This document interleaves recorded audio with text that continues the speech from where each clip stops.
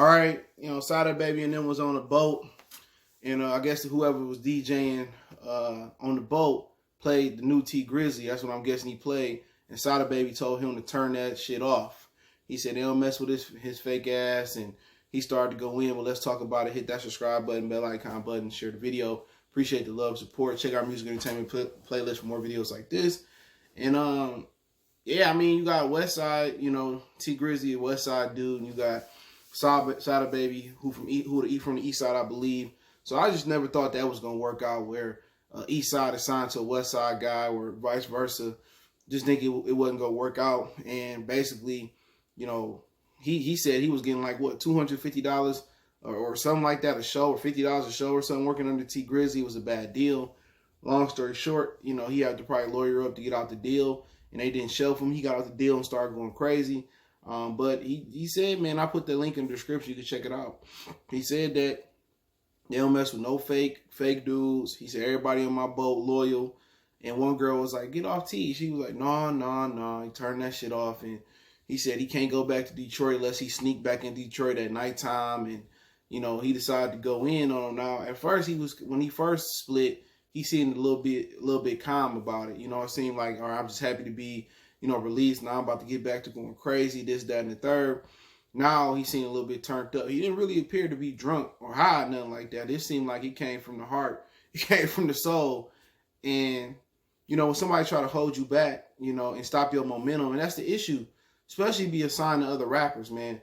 Because I feel like Jay-Z did that to a lot of his artists. You know what I'm saying? I thought Beans could have been better than what he was, and he held Beans back. Obviously we talked about Freddie Gibbs in the last Hip Hop 101 live stream we did last night. And I had that playlist updated by the time this video goes up.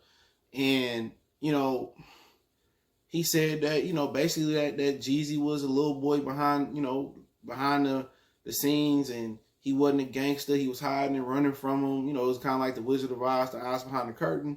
And he still got problems with him 3 or 4 years later, So to me, really being signed to another artist, it just don't make sense. Like Puff, how he did the lots. Jadakiss was freestyling in the studio. He took Jadakiss' verse for All About the Benjamins. Puff verse, that was Kiss verse. You know what I'm saying? So when you sign to somebody that's significant, you know what I'm saying? I just don't see them wanting the best for you. And that's sad, because you should be able to sign to another black person.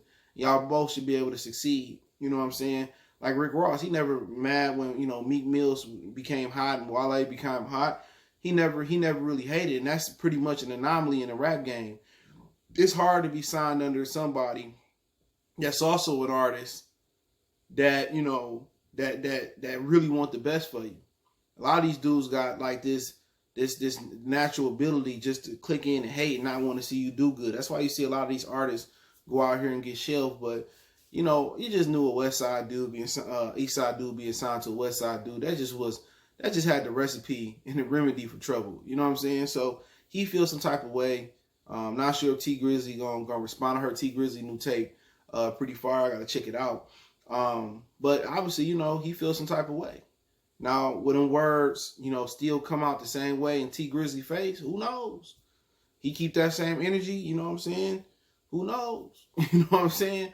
Will T Grizzly see him? Will he do something? Who knows? You know what I'm saying? So it's easy to go behind the camera and say something, or when you hyped up, and then when you get in that person's presence, one day they gonna cross paths at some point, so will the energy be the same? Or if it's no, let me sneak out the back door, will it be the same? Where they pop off, or where they just be like, I'm getting money, I ain't trying to fuck my money up messing with him.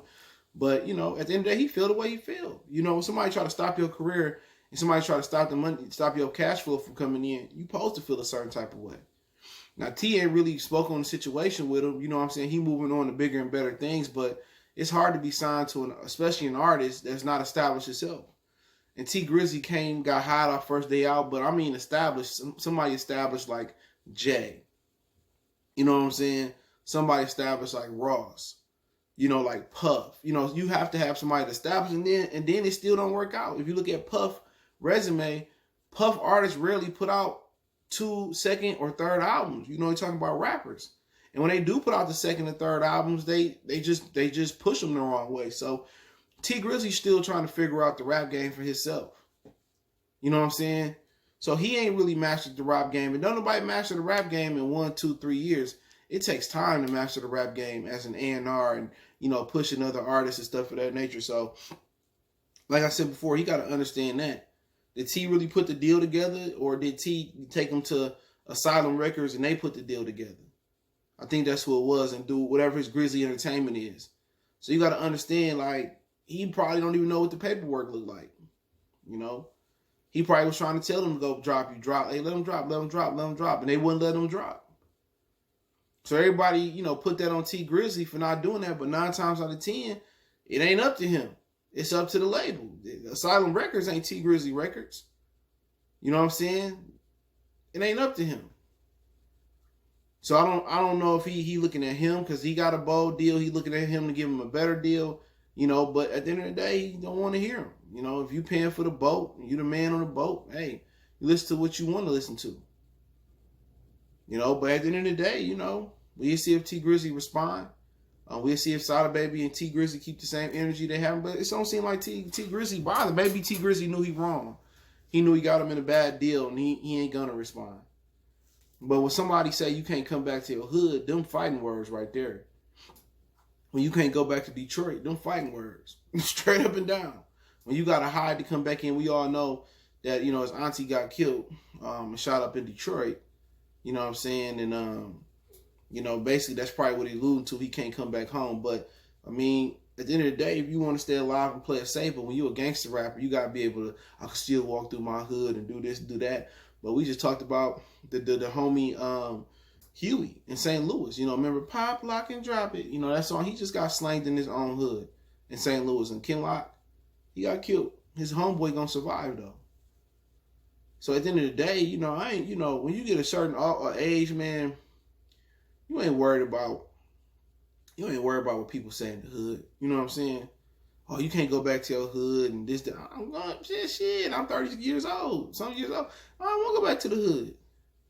You can't walk through your hood, man. It's about raising your kids, getting this money, getting this cream, getting businesses, being able to pass something down, heirlooms and properties down to your kids, man. At some point, man, fuck going back to the hood.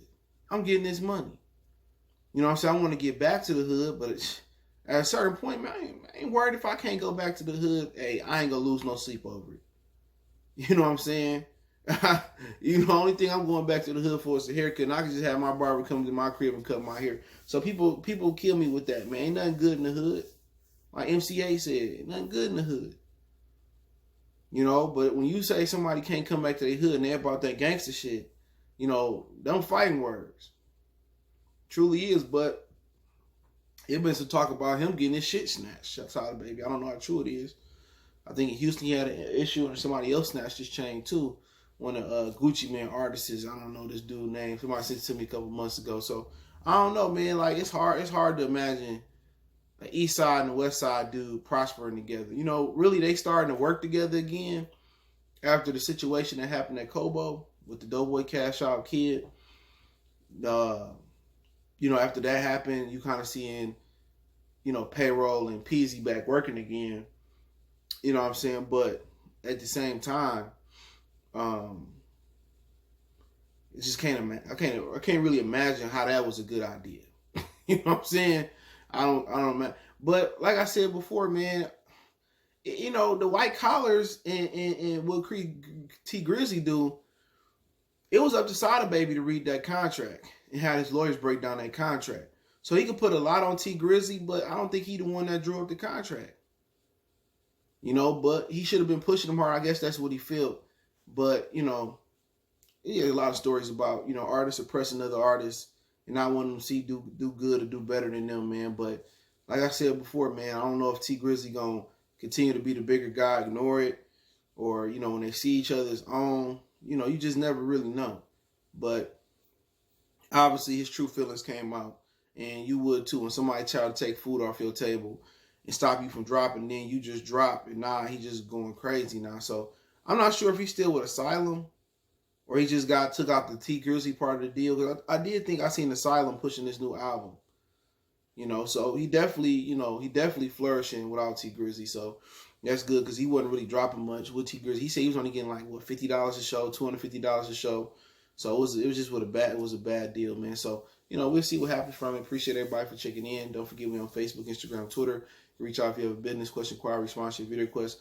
Twitter is the fastest way. Then IG, then Facebook. We also got a Facebook group. Check that out. Want to make a donation? Cash App, PayPal, description. Best way to donate. Share the video, and I'll put that link in the description under source link if you want to see what he said. It's on a source link, so check that out. One time for the one time we're gone.